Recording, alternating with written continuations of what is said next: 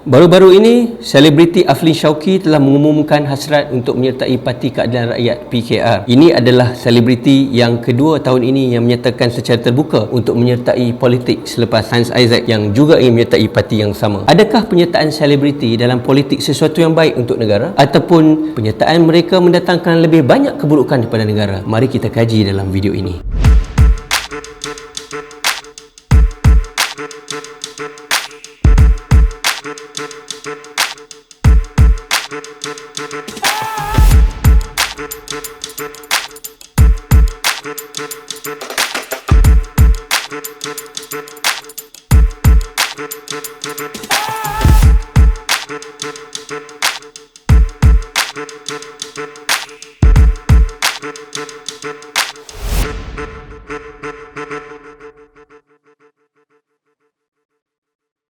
Penyertaan selebriti dalam politik bukanlah sesuatu yang baru di negara-negara di dunia. Kalau kita lihat di Amerika Syarikat, selebriti seperti Arnold Schwarzenegger telah menjadi governor di California selama 8 tahun dan Clint Eastwood telah bertanding dalam pilihan raya sebagai calon bebas di Amerika Syarikat. Kalau di India kita lihat selebriti terkenal Amitabh Bachchan yang merupakan ikon dan legenda di India telah bertanding di pilihan raya dan menang, tetapi beliau hanya bertahan selama 3 tahun sahaja. Dan kalau kita lihat seorang lagi ikon dan juga legend di India iaitu Kamal Hassan juga telah menyertai politik. Parti politik yang diasaskan oleh Kamal Hassan yang diberi nama Makal Nidi Mayam yang bererti People Justice Center juga ditubuhkan tetapi kalah teruk dalam pilihan raya. Dan di Malaysia, penyertaan kedua-dua artis yang saya sebutkan tadi bukanlah sesuatu yang baru kerana kita lihat selepas berlakunya perubahan kerajaan daripada Barisan Nasional kepada Pakatan Harapan, semakin ramai golongan-golongan artis dan golongan seni telah mula berbicara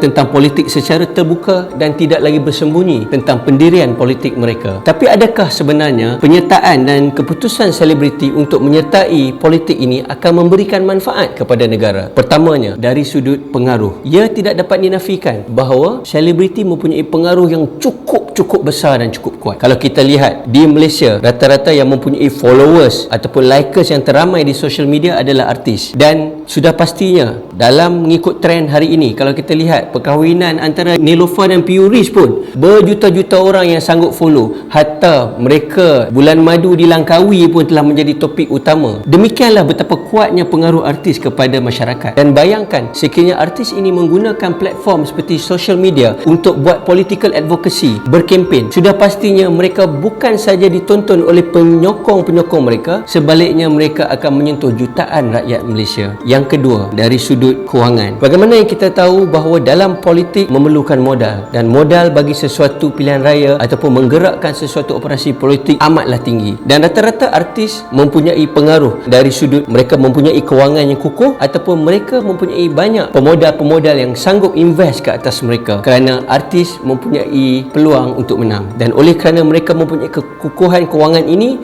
maka golongan selebriti dan artis melihat adalah sesuatu yang berbaloi ataupun satu pulangan yang tinggi sekiranya mereka menyertai parti politik dan bidang politik. Yang ketiga, pendekatan yang baru. Artis ataupun golongan selebriti mempunyai kelebihan dari segi membawa pendekatan baru dalam politik. Rata-rata rakyat mungkin sudah letih dengan cara ahli politik berpolitik. Mereka sudah mungkin tidak percaya lagi kepada sebahagian daripada ahli politik. Mengikut satu kajian bahawa antara profesion yang paling tidak dipercayai di Malaysia adalah ahli politik. Dan ini menunjukkan bahawa sekiranya ada golongan baru yang membawa pendekatan baru dalam bidang politik, sudah pastinya ia mudah untuk diterima dan lebih dekat dengan rakyat. Walaupun kita bercerita tentang kelebihan-kelebihan artis menyertai politik, apakah pula setback ataupun kekurangan ataupun mungkin keburukan yang boleh dibawa oleh golongan ini ke dalam politik? Pertamanya, dari sudut tidak ada budaya politik yang sebenar. Walaupun kita tahu bahawa politik dibina atas dasar idealism, politik dibina atas kepercayaan untuk memberi lebih baik kepada masyarakat, tetapi dari segi realiti dan amalan politiknya ia tidak semudah itu. Apa yang kita bicarakan dalam buku ataupun artikel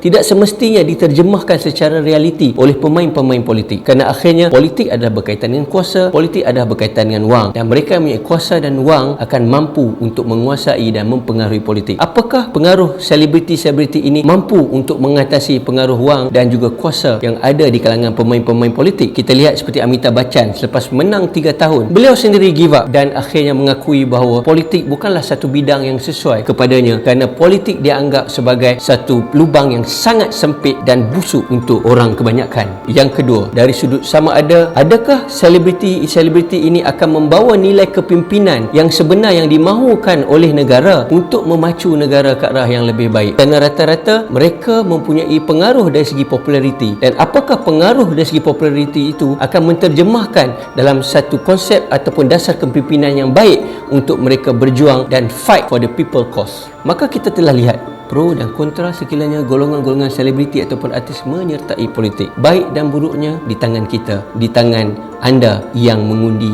dan memilih pada pilihan raya nanti.